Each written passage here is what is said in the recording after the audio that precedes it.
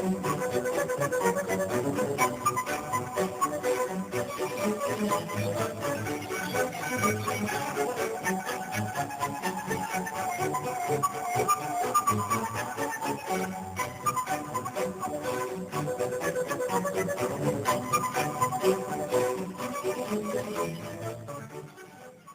otro programa habíamos prometido que volvería Miguel Ángel Espeche para hablar de otras actividades que tuvo con la Universidad Católica de La Plata, vinculado a lo que en aquella oportunidad decíamos de las funciones que tiene la universidad fuera de la tarea educativa, de prestar un servicio espiritual, intelectual, cultural, en fin, de todo orden a la sociedad en sí misma.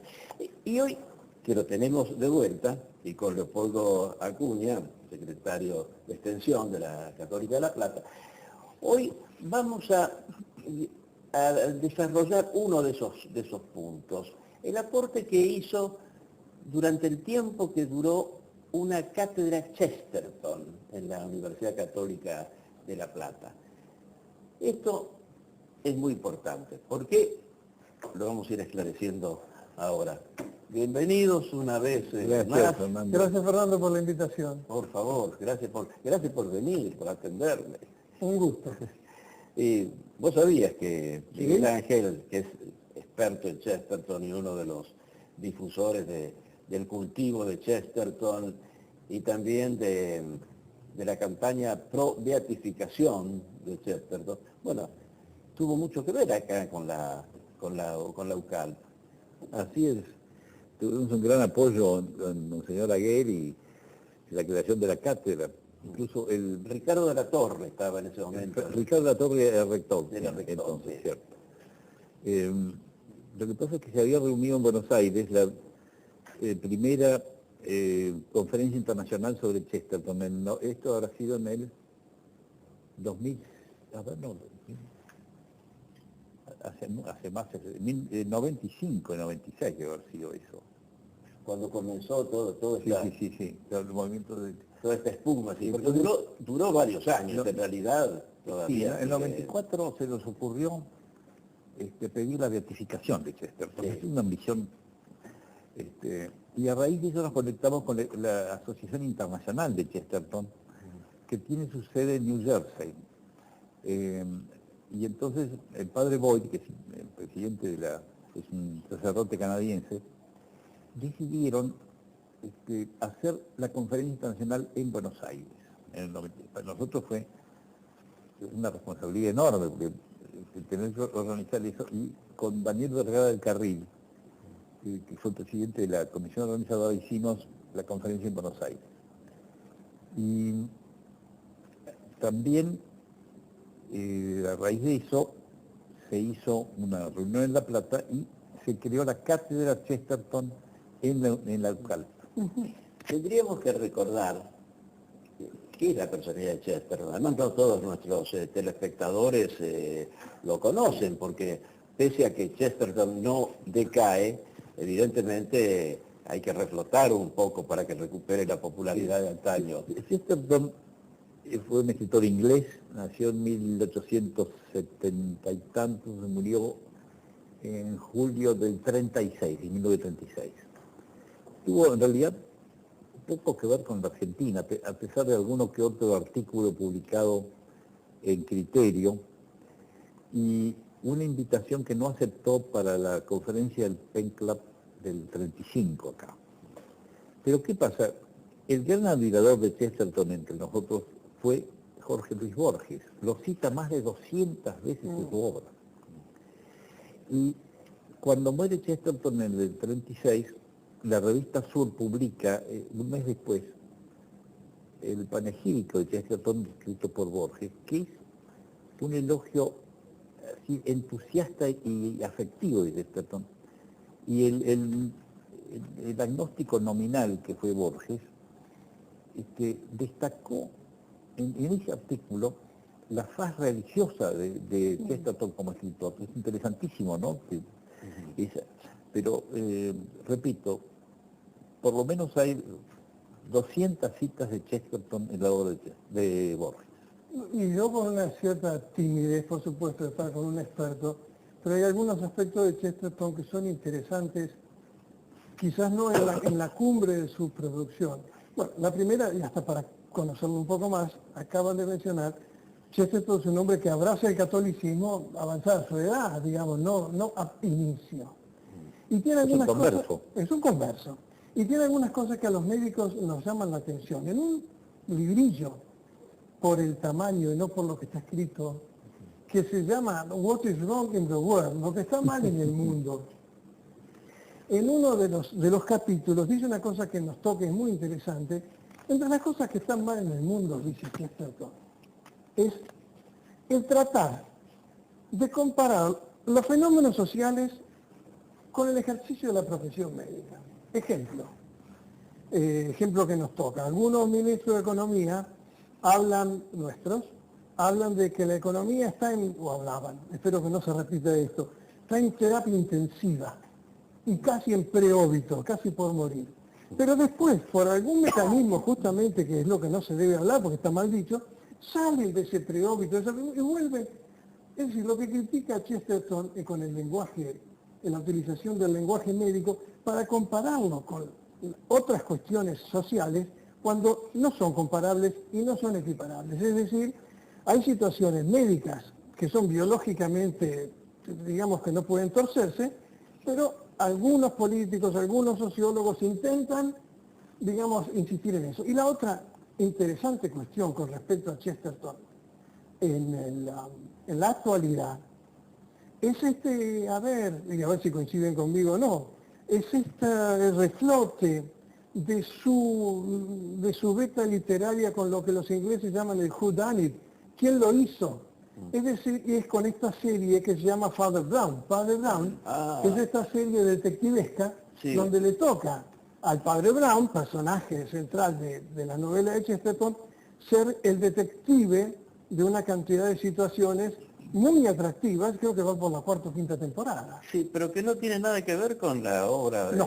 El personaje aparece, pero los argumentos son totalmente nuevos. Algunos cuentos sí, pero alguna lo demás lejana inspiración. Sí. Es decir, lo que vos decís, y creo que es así, es que lo que Chesterton escribe en sus novelas no son los libretos de la serie televisiva. Exacto. De modo que pretender conocer a Chesterton a través de esta serie puede llevar por mal camino.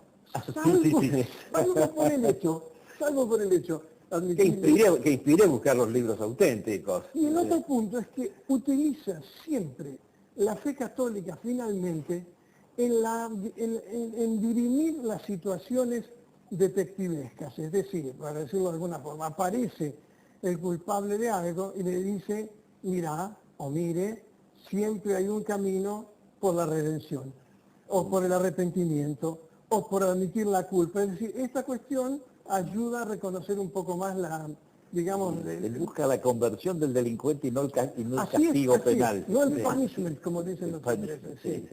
Sí, es verdad, ese aspecto es muy importante y se ve en la novelística de Chesterton. Siempre está presente esa búsqueda de un elemento sano, más que rescatable, un elemento que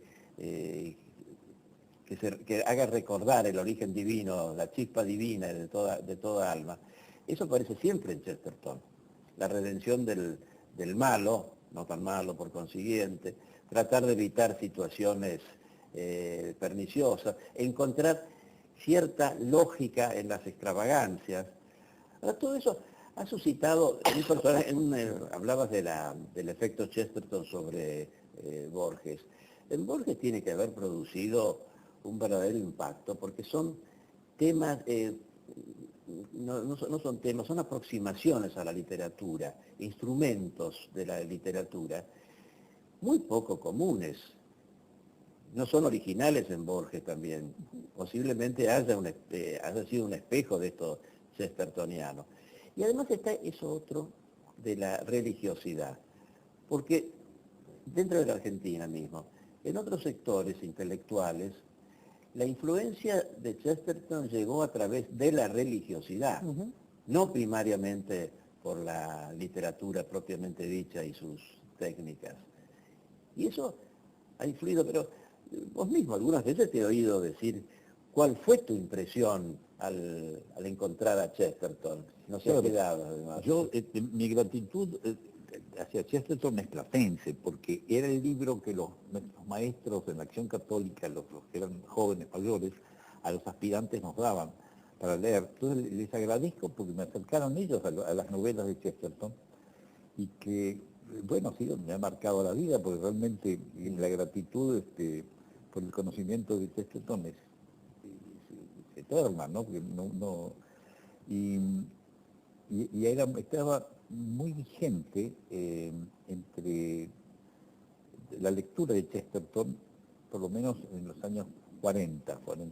Después se diluyó un poco y nosotros hemos tratado de provocar un revival chestertoniano que se ha dado en los últimos años muy fuerte. Además con el pedido de beatificación, que hace 2 años empezó con la designación de un postulador para la causa en el obispo de Northampton, lugar donde murió Chesterton, designó postulador para la causa. Estamos en contacto ya. ¿Por qué puede ser beatificado? Bueno, el tema es nuestra vagancia, o digamos una de las famosas contradicciones aparentes, etc. Paradojas. Las paradojas. Porque generalmente se pide el inicio de una causa de beatificación a una persona que ha demostrado una piedad especial a veces ha habido un milagro. Pero en lo de Chesterton, la convicción que tuvimos es que se basa en la enorme gratitud porque apuntaló nuestra fe. Es decir, la visión alegre de la fe de Chesterton contrastaba mucho con, digamos, esa tendencia demasiado adusta de la enseñanza de la religión en nuestros medios, por lo menos hasta mi generación, que los aspectos de la alegría no estaban destacados, sino más bien el rigor de la moral, la culpa y esas cosas. En cambio, leyendo a Chesterton, era un jolgorio la fe para él. Es decir, cómo enfrentaba la fe. Entonces, eso, para los adolescentes, nos ayudó mucho a fortalecer la fe, te digo, desde el punto de vista de la alegría de la fe. Entonces, eso fue el denominador común que unió a muchos de mi generación, también a generaciones anteriores, y que nos llegó a la convicción de que teníamos que iniciar el periodo de beatificación como gratitud hacia Chesterton, pero por un tema estrictamente religioso, que es ese. Y es lo que hemos destacado, hicimos el pedido inicial al entonces arzobispo de Westminster, que era el cardenal Hume, sí, diciendo que era inusual nuestro pedido, nos dábamos cuenta, pero que creíamos que eso era un dato de la santidad de Chesterton, y que ha sido reconocido recién ahora, casi 20 años después, en la designación de un postulador para la causa, que está reuniendo testimonios de todas las personas que quieran hacer saber su opinión sobre Chesterton, que se la comuniquen a él. Y sobre todo el impacto personal que se ha recibido con la lectura de Chesterton. Y las nuevas traducciones.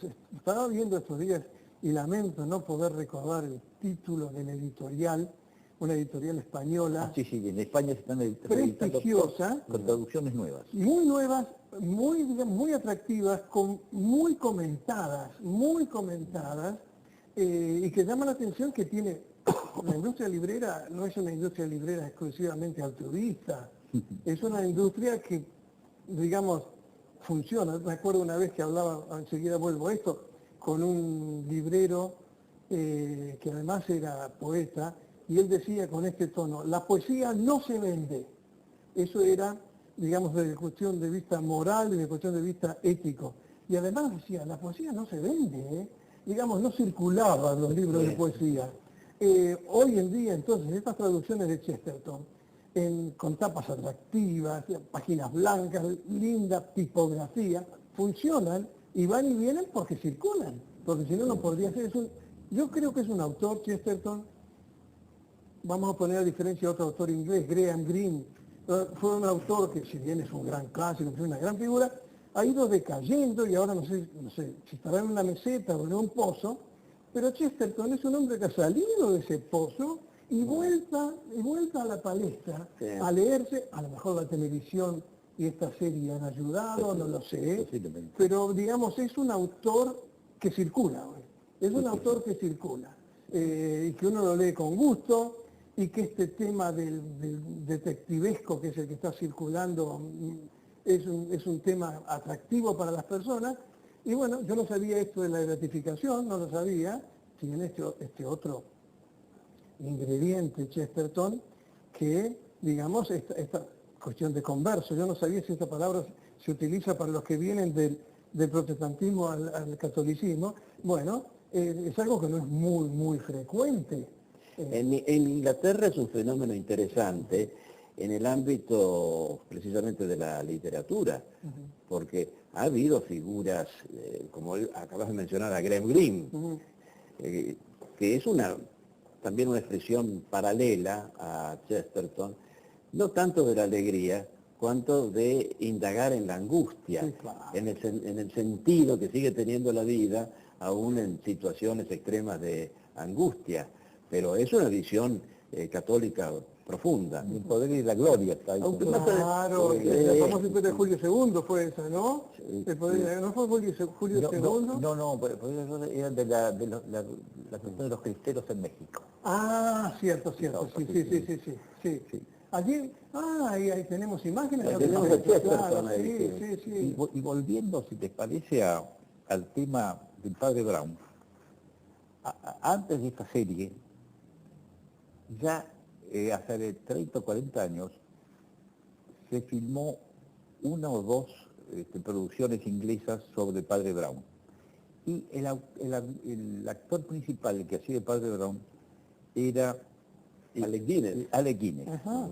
Y cuenta Alec Guinness en sus memorias, porque creo que eso tiene que ver con temas de la beatificación, que él tuvo que ir al norte de Francia, creo que era Normandía, él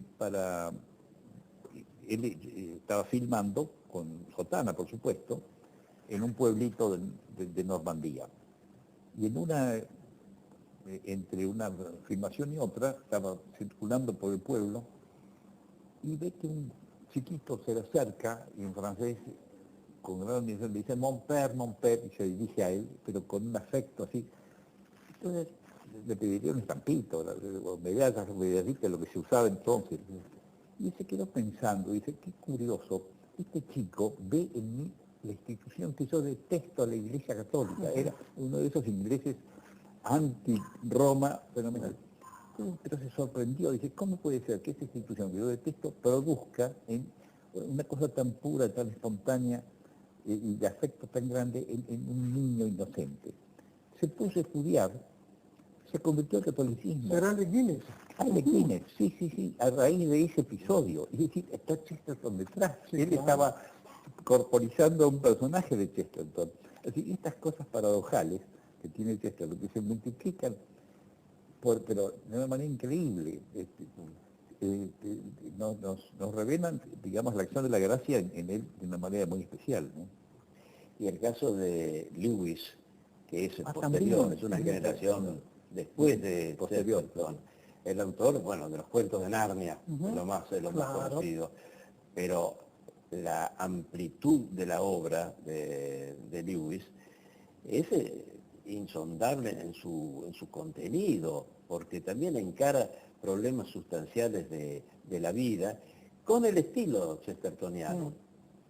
Es un hombre que tuvo otra evolución, por eso digo paralelo a Chesterton. Pero también. nunca abandonó el anglicanismo. No abandonó el anglicanismo, siguió. por ejemplo. Por eso es algo parecido que abrevan las mismas fuentes. Tolkien. Tolkien llegó a ser católico, se convirtió. Eran muy amigos Tolkien y Lewis. Ahora, llama la atención justamente estos ingleses que encuentran en la tradición británica la esencia de lo católico, porque aunque Lewis no se haya convertido, de todos modos su sensibilidad es evidentemente católica.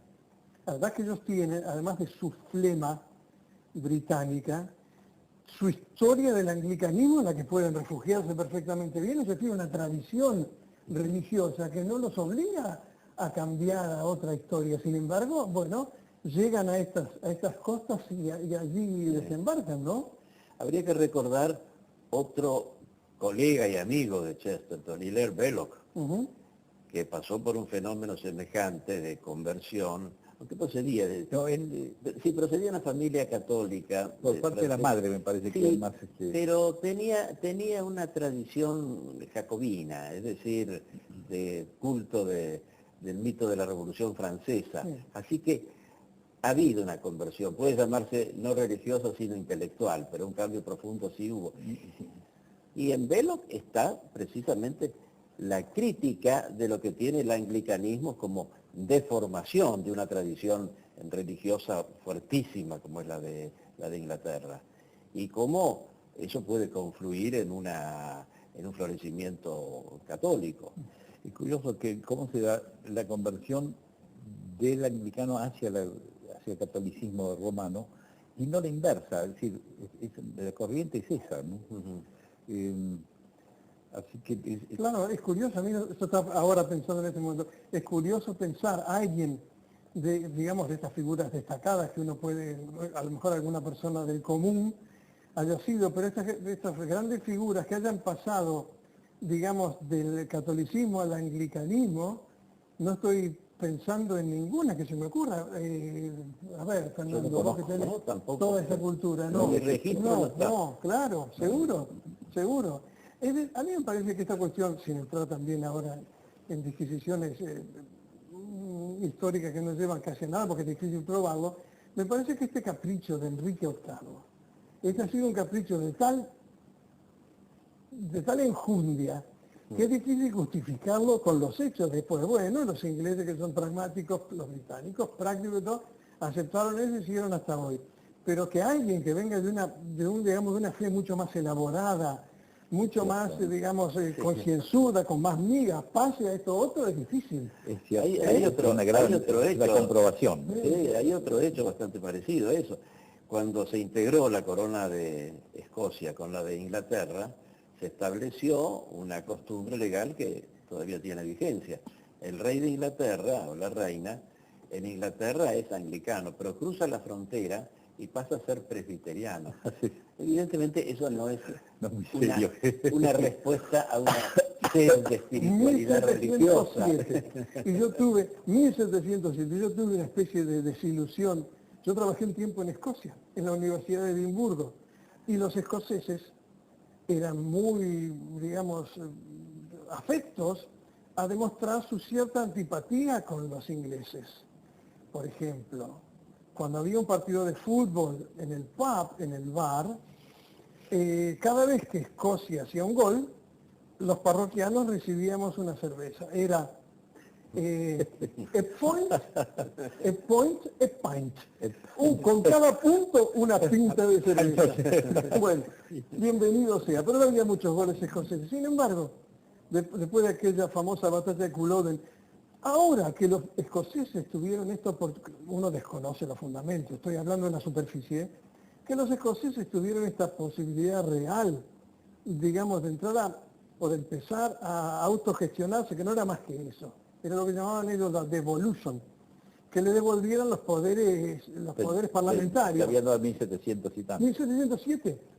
Sin embargo, los escoceses dijeron no, prefiero, es interesante, los escoceses, el Banco de Escocia produce dinero, imprime dinero del Bank of Scotland, y la libra esterlina, las 5, las 10, las 20, son libras escocesas. Sin embargo, cuando llegó el momento de decidir, estos presbiterianos, como vos decís, llegó el momento de decidir, los sujetos lo pensaron 2 o 3 veces y dijeron, no, seguimos perteneciendo, así que no está tan mal eso del cruce de la frontera. Bueno, así es, sí. Y es un sentido, en fin, trascendente. Otro aspecto curioso dentro de esto mismo, ¿no?, de Chesterton, es como señaló él más de una vez que la tradición británica no se identificaba con la del Imperio británico. Pero esa es la distinción. Que Una no- cosa es el patriotismo inglés y otra cosa es el imperialismo británico. Sí. Lo marca. Sí. Y a eso me hace acordar una frase de Ernest Renan. Estoy cambiando de nacionalidad, pero me hace acordar un día que hubo una discusión como este tipo, y él dijo, mire, es muy cierto. El patriotismo es una virtud, pero la historia es una ciencia. Y ahí lo dejó claro, ¿sí? Porque hay una cosa así también. Sí, es muy cierto esta historia. Sin embargo, digamos, esto que ocurre allí en las Islas Británicas, con todo lo que nosotros personalmente, por cuestiones no tan antiguas, tenemos en fin, iba a usar la palabra resentimiento, pero no la voy a usar. Sin embargo, hay al mismo tiempo una especie de respeto por esto, de este pequeño sitio que está ahí rodeadito de todo, de agua, de mal clima, de lluvias constantes, de pocas riquezas naturales, bueno, que ha dado figuras, estoy hablando de esto, figuras culturales, filosóficas ni hablar, pero literarias, claro, de este tamaño, que así dice, bueno, ¿cómo han hecho? Bueno, dicen, creo que lo decía algún alemán, que un inglés aislado, un británico aislado, es alguien medio tonto. Tiene un aspecto que nosotros podríamos decir, dos ingleses que se juntan, arman un club, y tres británicos que se juntan fundan un imperio. Bueno, algo de eso debe haber. Algo de eso debe haber. Ahora, esta beatificación de Chesterton que se está propiciando, ¿tiene alguna relación con la de John Henry Newman? Sí, creo que existe eso, porque cuando iniciamos el pedido en el 94, que fue el doctor Pagano a llevar la carta para el cardenal Hume, había cierta reticencia entre los católicos ingleses, el episcopado, a considerar a Chesterton desde el punto de vista de candidatura a la beatificación. Y después llegamos a la conclusión de que tenían una razón, porque no podían, digamos, gastar municiones de esfuerzos a favor de Chesterton, cuando estaba pendiente la beatificación del cardenal Newman, que fue uno de los más grandes teólogos de la Iglesia del siglo XIX. Era razonable pensar que le dieran prioridad a la beatificación de Newman, y la prueba está que una vez que salió la beatificación de Newman, enseguida se formó la sociedad inglesa pro beatificación de Chesterton, pero inmediatamente después. Así que y hemos estado en contacto con ellos también, pero todo vino después de que Newman hubo encaminado la... Y en esta historia de Newman, estamos hablando del cardenal, de Cardinal Newman. Aquí hay una cosa para mí desconocida. ¿Por qué razón este hombre, que era anglicano, que se convirtió al catolicismo, ha tenido tal arraigo en el Río de la Plata? Digamos, hay un colegio Cardinal Newman, hay un club de rugby famoso Cardinal. ¿Por qué razón tuvo él tal arraigo en el Río de la Plata? Y pues no se da de la congregación de los sacerdotes del oratorio. Seguramente. Sí, Sí, seguramente. también yo creo que este aspecto de la conversión de ingleses destacados, tiene que ver que Newman era una figura importante en la iglesia anglicana. Él y el padre, claro. ¿En qué año vivió? ¿1800? Vivió hasta 1890. Hasta 1890. Hasta 1890. Pero además, la raíz de su conversión fue los padres del desierto, es decir, los grandes teólogos de la primera época del cristianismo, abrevando en esa fuente llegó a la conclusión de que Roma era la vía, que en realidad a nosotros nos parece lógico, porque vos mencionaste el absurdo del episodio de Enrique VIII como determinante para un cisma religioso. No da. Seguro. No da. Pero entonces, de acuerdo con esa circunstancia, Newman, evidentemente, fue a las fuentes y construyó toda su teología católica, pero abrevando en las fuentes originales del cristianismo, ¿no? Así que superó el episodio con Enrique VIII, y ahora se está dando la iglesia anglicana últimamente autorizó, me parece que fue la ordenación episcopal de mujeres, Y Sí, eso sí, claro, sí fue, sí. produjo un disgusto muy grande en gran parte de la Sí. clerecía anglicana, que pidieron su pase a Roma, digamos, ¿no? Y fueron recibidos, el Papa Benedicto los recibió y creo que un vicariato especial para ellos, incluso para mantener las partes, digamos, rituales o de la Litúrgicas, liturgia sí. anglicana, que no se sentían incómodos con su adhesión a la Iglesia de Roma. Hasta ese aspecto. Que en realidad no sé cómo se llaman hoy estas mujeres obispos. ¿Se llaman obispos? ¿Se llama también? No sé. En Ahora, realidad, no existe de los dos lados. En castellano tampoco existe un No, femenino. pero habrá que buscar un neologismo. Hay que Habrá que crear buscar un algo, neologismo. Obispesa. Obispa suena muy picante. Sí, digamos, como digamos así, en la imaginación, en la fantasía, suena el término papisa. Hay La papisa. O papisa. Hay un antecedente. La leyenda de la Sí, papisa. que la leyenda. ¿Y esto será obispesa? Bishopes, bueno, no sé cómo dirán ellos en inglés O ahora. quizá la cosa se vaya disolviendo también y no haga falta acuñar una palabra. Quedará Cuando la no está la leyenda. cosa, no está la palabra. Que no dan la leyenda, Pero ¿cierto? a propósito de lo de Enrique VIII, porque realmente es algo alucinante que un monstruo y de condiciones humanas muy inferiores como Enrique VIII haya podido traer las consecuencias históricas importantísimas que generó. Cuesta explicarlo, pero alguien que ayuda a entenderlo es justamente el gran amigo de Chesterton y Larbelo, que ya lo habíamos mencionado. Estaban tan unidos que se decía que había un animal salvaje que luchaba por la fe y que se llamaba Chester Belloc. Bernard Shaw lo dijo. Ah, ¿sí? Nada menos que puso Bernard este Shaw. mote. Chester Bellot. Sí, que tenían grandes polémicas.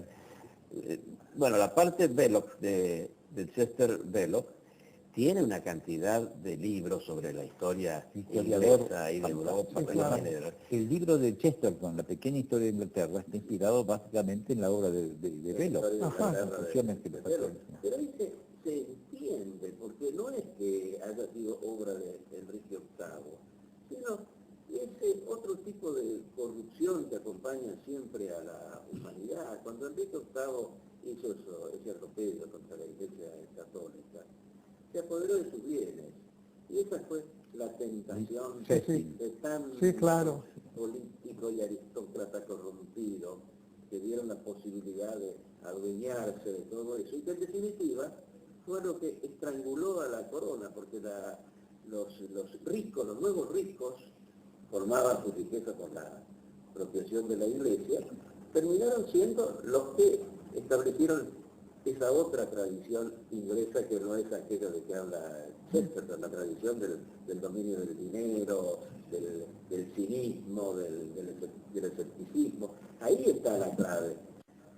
Sí, y Fernando, esto que decías, digamos, de la actividad del rey Tudor, Enrique VIII, en el 1500, que le tocó convivir con otros grandes reyes, digamos, de las grandes potencias, si me equivoco ustedes me corrigen, pero con Francisco I en Francia, con Carlos V en España, digamos, grandes monarcas que en sus países respetaron un poco la tradición de sus propias religiones, de su propia fe, pero este hombre tuvo digamos, por su interés absolutamente personal, conyugal, digamos, romper con todo, y lo logró, y hasta hoy siguen estas historias. Sin embargo, yo te diría que viendo las otras religiones del mundo, otros cultos del mundo, a mí se me ocurre que el anglicanismo, vos mencionabas el presbiterismo, los presbiterianos escoceses son mucho más fuertes que los anglicanos en cuestión de culto, de acercarse al templo.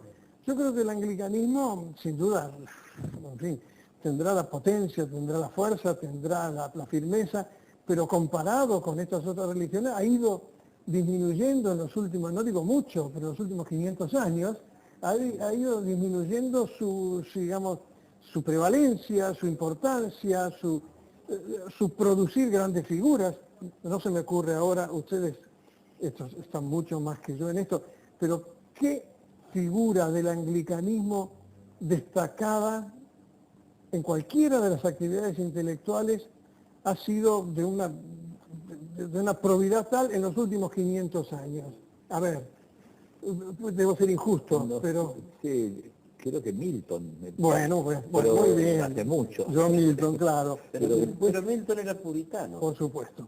Milton. Era Claro. calvinista, no era anglicano. No era de la... Para los que nos ven, y perdón, que digamos, a lo mejor no están al tanto de todo esto, Milton es el famoso del Paraíso Perdido, Paradise Lost. Uno de los grandes literatos de la lengua inglesa. Claro. Sí. Incluso Shakespeare dicen que era católico, porque está descubierto que ocultaba su catolicismo. He leído cosas últimamente. Si hubiera sido Shakespeare. Porque parece que fue un duque de Oxford, ahora que están dando vuelta con esto. He visto a varios intelectuales ingleses, tema Shakespeare ahora. He visto a varios intelectuales ingleses y actores ingleses, entre ellos este actor Derek Jacobi, que él ha dicho, lo he visto por televisión, digo, mire, yo terminemos con esto. William Shakespeare fue un escriba, interesante, importante, un gran actor, un empresario teatral, pero que iba a la casa del duque de Oxford y que transcribía lo que el duque de Oxford le mandaba. No este famoso W.H., este W.H., que era otro personaje con los sonetos famosos, pero parece que el fondo de toda la dramaturgia shakespeariana no ha sido shakespeariana, no importa, para el caso es lo mismo, ¿no? Ha sido de este duque de Oxford, que estaba mucho más cercano a la corte, mucho más cercano a la educación. Shakespeare casi no tuvo educación. Es un milagro, no puedo me encanta el tema, no puedo con mi deformación. Es un milagro de Shakespeare sin haber tenido, William Shakespeare, para que no se confunda, sin haber tenido esta educación que hubiera necesitado para, digamos, llegar a tal, digamos, refinamiento, altura en el lenguaje, lo haya hecho él sacado de la galera. Es decir, lo que acabo de decir para mí es novedad, pero pienso, Macbeth, una persona tiene que haber tenido una cultura sensacional y algún conocimiento político Claro. de primera agua para poder decir los diálogos. Pero por supuesto, parece que así ha sido, pero bueno, volvemos al hecho entonces que no era anglicano, parece que era católico. Entonces, bueno, aparece Milton, John Y Milton. de todos modos, en las obras de Shakespeare, entre las obras de Shakespeare hay una que no es de las más conocidas, sobre Enrique VIII, precisamente. Sí, claro. Que se representó en tiempos de Isabel I, hija de Enrique VIII. Nunca la vi. Mucho más virulenta en su anglicanismo que el padre. Sin embargo, la obra se representó, se dio todo. Y es una crítica terrible de Enrique VIII. La heroína es Catalina de Aragón, Claro. su mujer repudiada. La hija de Felipe II de España. Sí, sí. De manera que el personaje Shakespeare, haya sido quien haya sido, no miraba con simpatía la nueva situación creada. Y tenía bastante prestigio como para que se lo tolerara y se aceptara que esta obra se exhibiera en los teatros. Sí, claro. Miren de dónde hemos llegado, hablando de Chesterton, que creo que merece digamos, un colofón, digamos, un epílogo que podemos, no sé, ¿qué les parece volver un poco a él? Yo creo que hay algo referido a la UCAL. A ver. Y que Chesterton ha sido todo lo que hemos hablado ahora, pero quizás fundamentalmente haya sido un gran periodista, en el sentido auténtico de la Él se palabra consideraba periodista. Ah, Y sí, él se básicamente. consideraba, sí. El periodista importante, auténtico, eso decía Ramiro de Maeztu, es un escritor cotidiano, que casi no tiene tiempo de elegir sus temas y que debe desarrollarlos como si estuviese aspirando a figurar en el Porque los Parnaso. temas se los imponen la realidad diaria. Sí, claro, todos los días. Claro. Que es como traducida en la interpretación que hace. Por eso, escritor cotidiano. Bueno, y eso era Chesterton, un gran periodista. Entonces, en ese sentido, creo que la UCAR le está prestando un gran homenaje me la dejás al picando, preparar ahí la en carrera de el área, periodismo. me dejás picando en el área. Y en 2 minutos te pido un instante. La Universidad Católica de La Plata, para el año 2016, ha lanzado unas cuantas carreras nuevas. Una de ellas es periodismo. una licenciatura de 4 años, una licenciatura que tiene un director de carrera prestigioso, una licenciatura que tiene digamos, un plan de estudios riguroso, y si bien entra mucho allí la política, como entra en el periodismo en muchos casos, hay también esta cuestión, o hay fundamentalmente esta cuestión técnica que tiene que ver con digamos, el ejercicio del periodismo, que tiene una característica en nuestro medio. Para actuar como periodista no se necesita el título de periodista. Ahora, yo para actuar como médico sí necesito mi título de médico para que me valide la sociedad. Sin embargo, el periodismo, por diversas razones, si bien el tener el título a uno lo avala desde el punto de vista del conocimiento, no le impide el no tenerlo ejercer la profesión. Sin embargo, entonces ahora, desde la Universidad Católica, en el 2016, se inaugura esta carrera que esperamos que tenga el brillo, que tenga la repercusión, que tenga el interés que esperamos que tenga, porque estuvo hace unos años, por distintas razones, de idas y vueltas, eso dejó de estar, y bueno, y va a ser una segunda facultad de periodismo en la ciudad.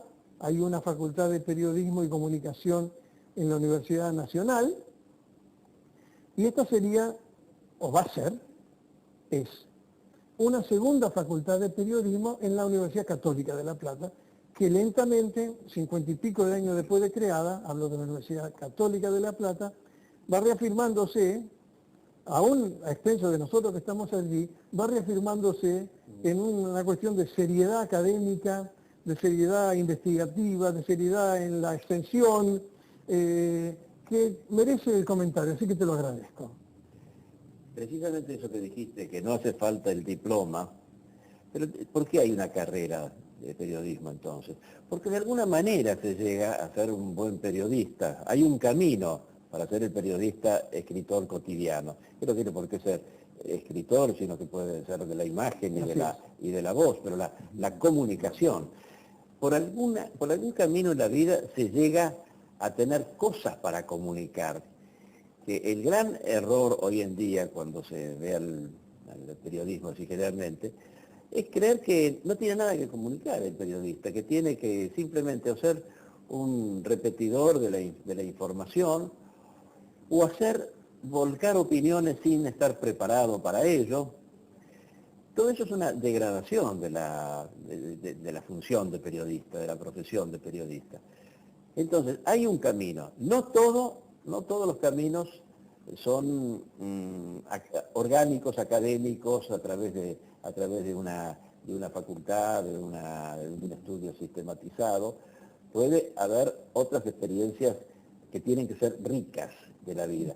Pero lo que pasa es que es más fácil, evidentemente, ayuda a no encontrarse con una cantidad de grandes problemas, en época temprana de la vida, hacer ese estudio sistemático o de algunas materias, de algunos temas con que se va a enfrentar el periodista, para después largarse en un bote a recorrer el mar. No lo han llevado a la otra orilla, pero sabiendo manejar los remos y el timón.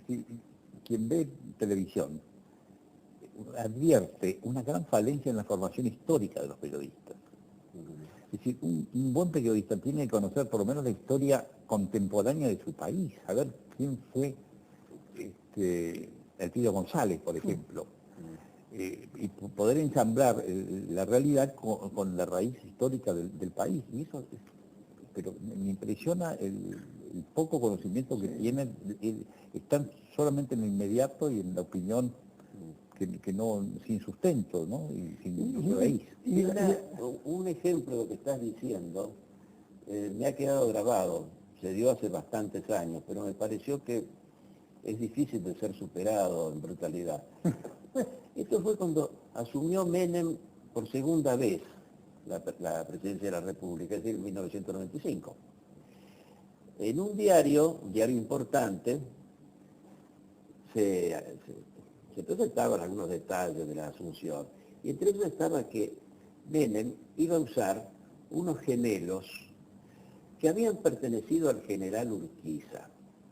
Entonces el comentario de este periodista, con todas las comillas del caso, decía que seguramente el general Urquiza había tenido posibilidad de usarla antes de su derrota que lo sacó de la vida política en la batalla de Caseros, cuando se impuso Juan Manuel de Rosas. Fantástico. Yo tengo una que Fantástico quizás eso, es más cómica que esta, porque eso es un error histórico. Ya que estamos en las anécdotas, digamos, un comentarista taurino en España, que un día le dijeron, bueno, ¿y cómo ha visto usted a la tarea, esto es fidedigno, a la tarea del matador? Mire, le dijo, se lo voy a resumir en 2 palabras, impresionante.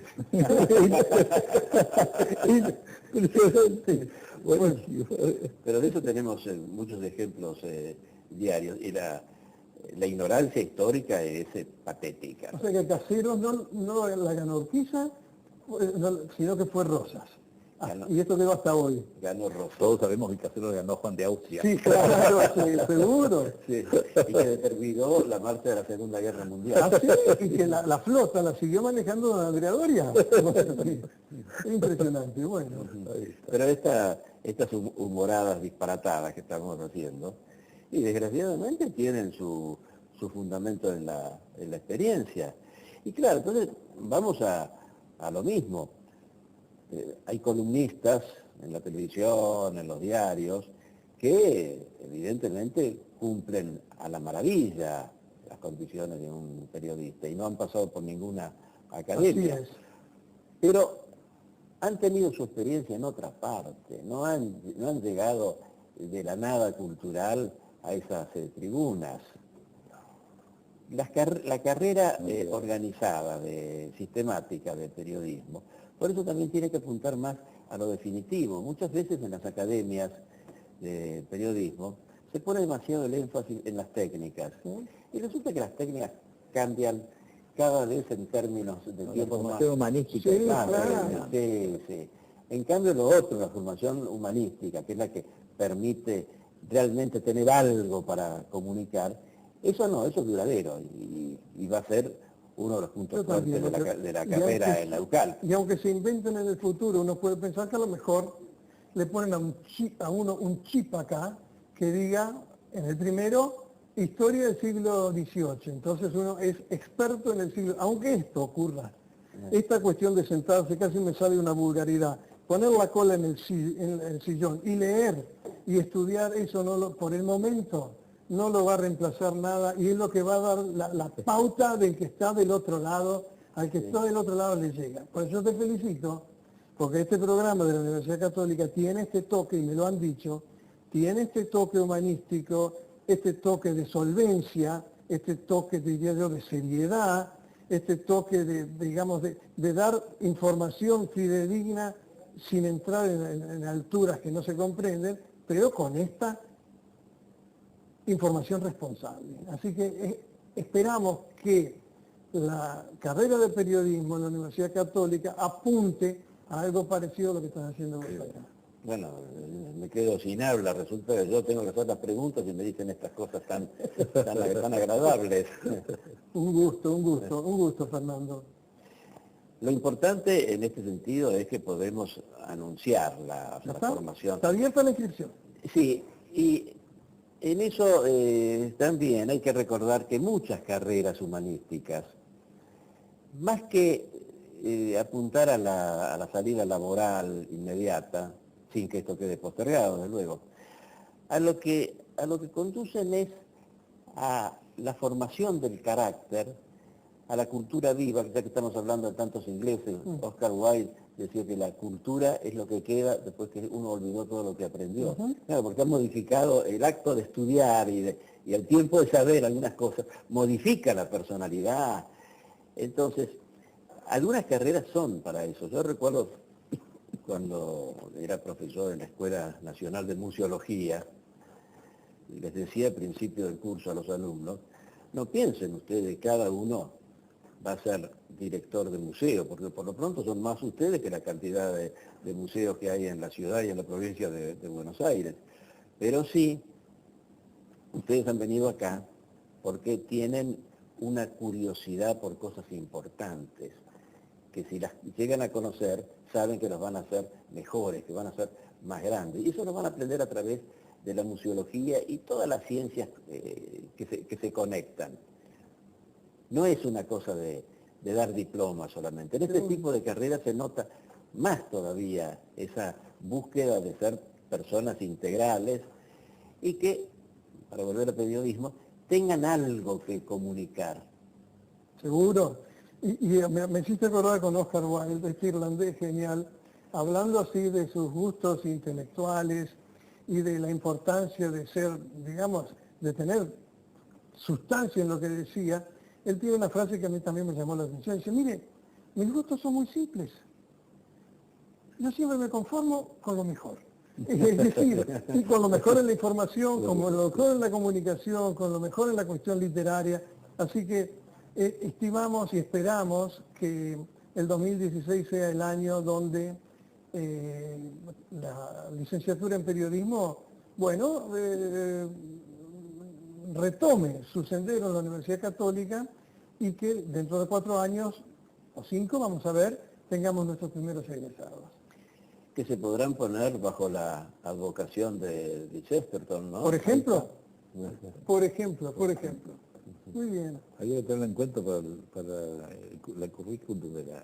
Yo creo que debería, se me está ocurriendo ahora que debería ponerse en la literatura obligada allí de estudio, de consulta, Chesterton. No sé si está. Me están haciendo así, vos sabés que yo siempre comparo algunas señas con lo que hace la instrumentadora. Digo, es para cortar los tejidos. No, dice que tenemos, me parece que para vos el mensaje, Fernando, ¿eh? ¿O era para mí? No, es para Fernando. No, es una deformación mía.